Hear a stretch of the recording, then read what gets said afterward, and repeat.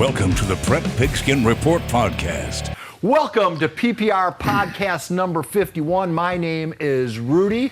His name is Bert. And Bert, why don't you introduce our mutually good friend? San Diego State great and current Ramona head coach and athletic director, I believe, Damon Baldwin. Hey, Damon. Good afternoon, everybody. Hey, just a quick reminder, everybody, look at the QR code that's in the corner of the screen. That hit on that, take a picture of that, and it'll drag you to where all the podcasts hang out. You also can go to our PPR Pro Shop and get some of the nifty gear. Bert's wearing the lid, I'm wearing the pullover. Coach, you'll probably get some sort of parka as a gift for appearing on the podcast. So thank you for that. Coach, how many days out are you before Kids Report? We start Saturday morning. Wow, that's July 30th. And what's you still get excited about that? Yeah, I do. It's not, you used to say, hey, 2-day start, right? But obviously the rules have changed so much. And when Bert and I played, and even after that, now it's, you got a couple 2-a-days and you got a lot of 1-a-days. It's way less than it used to be, but it's good to get into camp with your kids and you got to go through the grind to get ready to play. Is football better for that?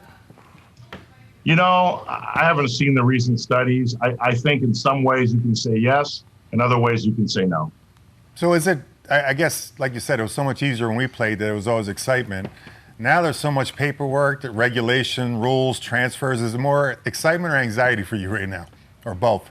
It's more anxiety just knowing that every guy that needs to be there is going to be there legally, right? Yeah. Every box is checked. Every box is checked to be there.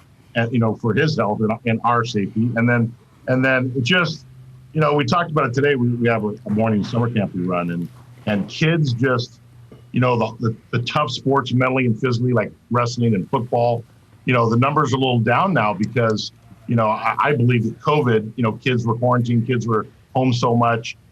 The hard work type sports where you got to put a lot of time in before your season, it's affecting kids a little bit. It's too easy for a kid to sort of just say, I'm not going to play. Does that make sense? Yeah. Well, you mentioned, make sure everybody's legal and check the box. This might be aside from it. Have you ever gotten a transfer into Ramona? Because I don't think I've ever heard of one. We don't get many we get a couple here and there. Nobody that you guys would have had on your show, if you know what I'm saying. Right. We really just play with everybody here. We might get an occasional kid from Julian that comes down to play. We might get a kid from Rancho Bernardo or Poway once in a while, but we really don't get many transfers at all. Hey, Coach, can we center you up in front of the monitor? So, thanks. Just so, because that's a pretty big room too. Are you in the auditorium or where are you at right now? No, we're in our football office here at Ramona. Wow, that must be nice. Well, let's go back because being in Ramona, you're a little bit on an island. You're a little bit in a bubble as it relates to the transfer craze that is taking place in Southern. I know. Former Commissioner Schneep would say that the transfer numbers aren't really that much more than in prior years, but I still think that the movement is unlike anything we've ever seen before. You're immune to that, are you not?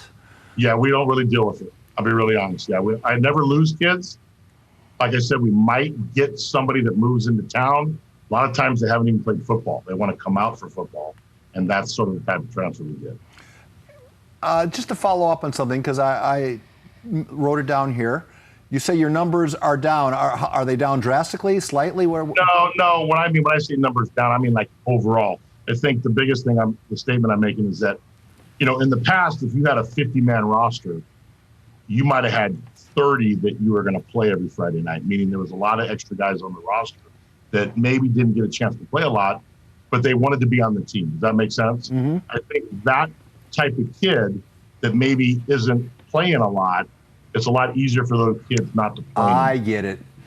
David, do you get used to, the one thing I always notice is you're a small town, Ron Berner out of El Cap's a small town, and you guys, no matter what you do, are stuck in these cycles of great team, rebuild for a couple years, great team, rebuild for a couple years, because it's all local kids. Do you see that pattern happen a lot? Because I feel like I see it with those two schools all the time. Yeah, I think, we've been fortunate the last few years to be pretty good. It does go in cycles, Bert. Ramona, we're pretty strong for maybe 2-3, and then we hit a little slide, and then it sort of comes back. You just got to look at that freshman class, right? That freshman, the amount of boys that come in, you never really know until you get them, right? And you can go to a Pop Warner game, but you still don't know, because in Ramona, when we pull our freshmen every year when they start with us in summer, only a third of the kids that play Pop Warner come out for freshman football. We got 2/3 of kids that never played Pop Warner that come out for freshmen. So they're tackling somebody for the first time. Yeah, they're coming out for the first time, whether they were too big and their parents didn't want them to play football until they got to the high school. But our freshman team, a third of them played Pop Warner, and they're usually pretty good kids. But we have this whole other group that we don't know who they are until they get with us. You, Ron, and other coaches that have, help me out. Rob Gilster, you have these community schools where your role is more than a football coach. You're like a second father. You're an integral part of the school system, and I mean, you could run for mayor and win.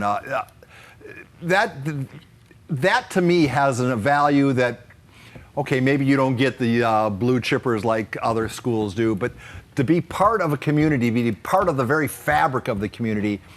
Wait, Ramona has a mayor? Well, I'm just saying. Do they, David? They have a mayor there? No, we got a Chamber of Commerce. Oh, all right, so you wow. could run for Chamber of Commerce and get elected 9 times over. What I'm trying to get at is you're more than a football coach in that community. You're a civic leader in a way. Blacksmith. All right, we just. Sorry. You know how hard it is to work with this guy, Coach. Could you speak to that a little bit? Am I overstating it, or do you? Is it an intrinsic thing you feel? I've heard that a lot. It's more just you get to know the community, all the families. And I'm coaching kids now that were born my first year here, right? So you're coaching that third and that fourth sibling of a brother that played for me that's 32 years old now. Wow. Right? And that's the part that's sort of neat when you have those families. I know Gilster's had that at Valley Center, where they got the last name like Staley and different names they've had. Right. You sort of say, man, how many Staleys are there, right? Ramona's had that as well. We have the Enriquez family. We have 3 kids in our program right now. We've got the Drews family, where both older kids played Division I football, and the little Ty, who was like our ball boy, would run around and hit me in the knees. That's how short he was. Now he's the starting linebacker for my freshman team. And so that's what's sort of neat. So what happens is you sort of just get connected, and these people that sort of knew who you were, but maybe never went to the games. Now all of a sudden their kids playing for you, right? Because it's a small town. So let me ask this question, Damon. Your daughters are all gone now. It seems like, a lot of big jobs come up. How long do you see yourself at Ramona? I mean, you must have a cemented foundation there now. Is it hard to leave? Could you coach at another place? Would you ever consider coaching somewhere else? My one daughter. But, yes, I have. I've had, numerous offers to leave over the career here. But when I took the job, leaving San Diego State, when I came here, I had spent a lot of time. When I worked with Ed White at San Diego State, which was a blessing, we, was very fortunate to get to know a lot of the NFL line coaches back then. We had clinics, and Ed and I would host these guys. Jim Hannafin, McNally, all these legends. I'm sure you remember them, Bert. Sure. Mm-hmm. And we'd talk at the hotel and the socials and stuff, and they'd say how all the years they spent in the NFL coaching O-line, they never saw their kids, and that really resonated with me. And in fact, one of the coaches, won't say his name, he was one of the best of all time, said, I never went to one volleyball game of my daughter her whole career, and he had regrets. And so when I had my baby, Corey, it was a good sacrifice to make, because being a dad was important.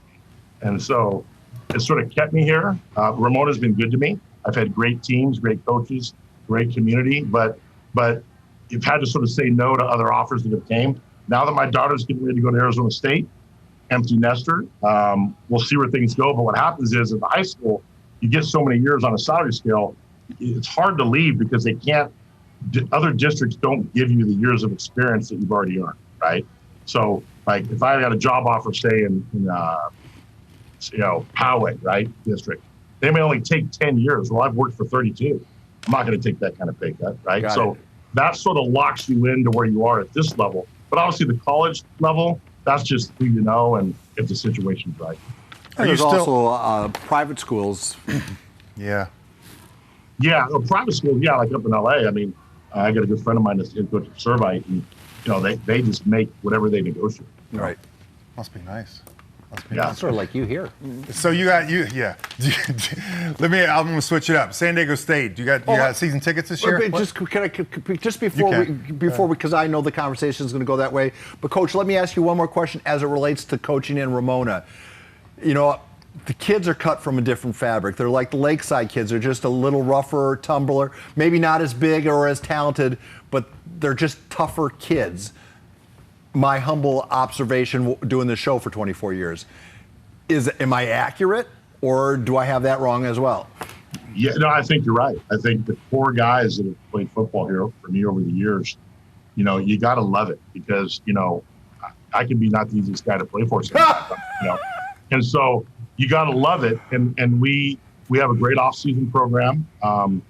We encourage dual sports, but those guys that play, they can't wait to get their pads on them. And we've been doing 7-on-7 since February, and we're just pouring out on it. We have the final game down at Rancho Bernardo today, and all the kids are talking about is getting the pads on. And one of my captains came up today and he said, "Hey, Coach, can we go live more in practice right now, when we start?" And, you got to balance that injury factor because you only got 40 guys on the roster. But, yeah, I think, El Cap, Ramona, Valley Center kids, I have so much respect for Rob and Randy Cowell, who coached up there and did such a great job. Those kids are so tough. I mean, those guys will compete with anybody. And so I think that's what you get in these small towns because they know when they come out Friday, everybody they know is at that game. Everybody they know is at that game. So there's a little bit of a pride factor there. Coach, swing that camera to the left because you're in the gangster lean left. Yeah. So that's your natural position. Just move the camera. Trying to get close to Bert. I know, but you're showing favoritism and it's hurting my feelings. It's okay. Speaking of tough, you said that's the one thing I always noticed too. I went to the Mater Dei game last year, the championship. They have 10 Division I guys, and that was the closest game. It was within a touchdown till the end of the game. How many times did you run trap in that game? We actually don't run trap, we ran dive, but we were in that game. It was 10-3 at half. And right before half, we threw a play action pass by the 10-yard line. And, a lot of people were in the end zone. There were CF officials, other coaches. And the ball went right over my fullback's hand. It was real high. And they called intentional grounding. And that play brought us back. We didn't get to score. It could have been 10-10. So, one or two plays can change the outcome. But we hung with them through 3 quarters, but then the wheels sort of fell off. We got worn down. It's such a dominant team, athletically. And our kid, I was so proud of the way we battled. We were happy to be there playing such a great team. But so yeah. And it was because you could tell. I went to a Helix game the following week, and they basically just took your offensive game plan around the same exact thing. Yeah, we tried to mix it up, a lot of different personnel groups, and we sort of found some things that were working. And we actually watch those cut-ups all the time, as we get ready for next year. And we did a lot of good things. We just had a few things go our way, and they're so talented, you can't make one mistake. You make one mistake against them, they're going to expose it, and they did. So they're going to be a candidate to play in the Open Division Final, which will be taking place. I don't know if you've heard. Snapdragon. Your thoughts about that? Your thoughts about your Aztecs' new stadium? First of all, I think it's beautiful. I used to live down by there. It was very emotional seeing it get torn down. But now that I've seen the finished product, it's just gorgeous. We were talking the other day. I think they're going to regret not making it 45,000, 50,000, especially if they get to the Pac-12 ever. They're regretting it right now, aren't they? Yeah, they're at 35,000 is what I was told. But I think it's great, and I was part of that advisory meeting with Joe Hines, and I know the Open gets to play